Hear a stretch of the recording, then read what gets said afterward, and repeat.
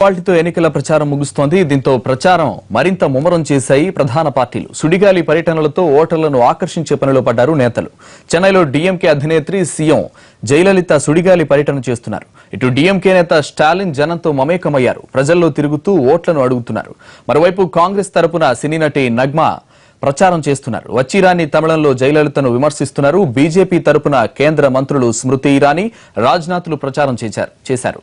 ఓవైపు పార్టీల నేతలంతా ఓటర్లను ఆకట్టుకునే పనిలో ఉంటే సీనియర్ నటుడు, దర్శకుడు పార్థబన్ మాత్రం ఓటు వృధా చేయకండి, నోటాను ఎంచుకోండంటూ సలహా ఇస్తున్నారు. పెద్ద